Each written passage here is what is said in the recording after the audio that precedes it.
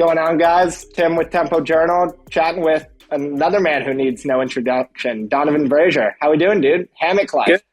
Good. How you doing? I'm good, man. I'm good. But the first question I have for you is how are you feeling? We're a few days off of Melrose, where you ran the 400. Obviously, everyone knows about the injury stuff this last year right now. How's the body Uh, doing? the body's doing great. I'm feeling hype off of Morose. I feel like the main goal there was to try to get a PR in the 400 since I haven't ran it in about 4 years now. So I feel healthy, and if I feel healthy, then I feel confident that I run. So like a healthy me is the best way for me to run. So I'm healthy, and that's the main thing right now. That's, dude. Well, first off, absolutely awesome to hear because I Yeah. think the running world loves a healthy you as well. But that Melrose 400, man, you just said it. You hadn't ran it in a while. You PR'd, which is awesome. Yeah. I was watching some post race stuff where you gave yourself a B minus. I want you Yeah. to walk us through that race first and foremost. So yeah, B minus. That might have been a generous score. I might have been a little bit more happy after the race than I should have been. It was a terribly executed race. I think from a physical standpoint and from a strength and endurance standpoint, I'm very happy where I'm at. But from a course of how I executed the race and how I played off and my positioning, that was probably like a D, like barely passing. So didn't really get out the way I wanted to. My block work was kind of sloppy, but I just competed and I was happy to be back at the Armory. I love that place. It's one of my favorite, not just indoor track meets, but just track meets in general. So I was really happy to be back there, and it felt like, I don't know, it kind of felt like home in a sense, where I was just kind of, I don't know, doing my thing, and it just felt very natural.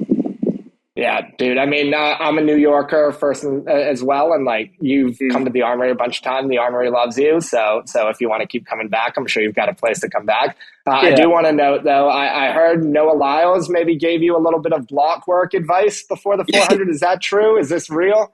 that's you can't get it from anybody better, right? So before the race, like 2 weeks leading up to it, we just started getting on block work a little bit, and I don't know if you guys can hear that. I'm sorry. Well, but we started getting on block work a little bit.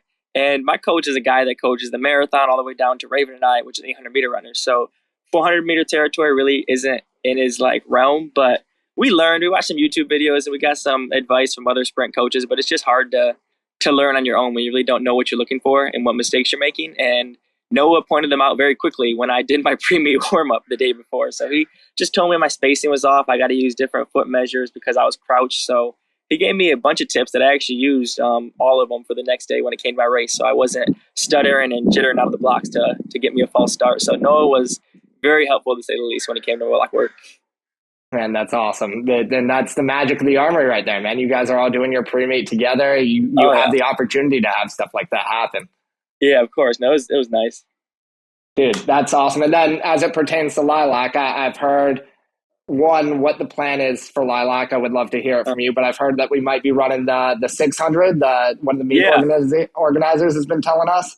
yeah. Well, the 600's been in the plans for a while now, and I thought we had a group of guys that were racing it, but I think as of right now, it's only me, and I don't know anybody else besides Rabbit that's in the race. But just trying to run a fast six. Maybe I'll start gradually working my way up to the eight, but I don't think I'm going to see it much this indoor season. So just trying to have fun. I'm not having too high expectations for the six. Just trying to give a good effort.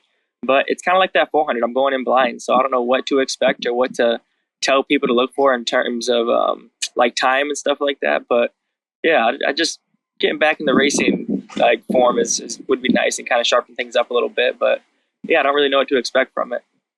Yeah, it's interesting going in blind, but also just with the Yeah, competition, if there's no other athletes in the race, does that change the approach at all? I'm sure you're going with the Rabbit either way, so maybe it yeah. doesn't change things too much, but It doesn't really change things at all. It just, when you like have that kind of edge when you think someone could beat you in a race, or you think that there's people on you to push you coming from the back. It's nice to have that, and I'm sure we'll get some guys to race. Maybe some guys from the 8 will come down, or maybe some guys from the 8 will come down, or maybe the mile. But I don't know. It's an off distance event. That's why I understand why people aren't racing it, trying to get standards for world indoors and USA indoors. So I guess I'm just, I don't know, doing something different. yeah, makes a lot of sense. And just so no one panics as well, you're planning on going back to the 8 outdoors, right? Is that in the Yeah, cards right now? there has been nothing that has shown me that I have potential to make a 400 team for the United States of America. How strong it is, it'd be totally disrespectful to be like, yeah, guys, I'm going from the 8 to the 4. I am in no, I by no means have any sort of confidence in that to run a 400 training the way I train. So yeah, there's nothing that I've shown that would make me want to move down to the 4. But it's a nice tool to sharpen it up to some speed and stuff like that. But besides that, yeah, I'm just gonna probably move up to the 8, but try to stick away from the 15s as well. I'm not trying to do as many 15s as I've done in the past. I think, I don't know, it's just too long for me. I'd rather kind of do more 4s than 15s. Maybe that's the goal for outdoor. That makes a lot of sense. I can't imagine that the 15 is too much fun as an 800 guy, though we have seen you in there before. You got the kick in you, man. I've ran it a couple times, but it's not as fun as it looks. It's not. No, it's not for me.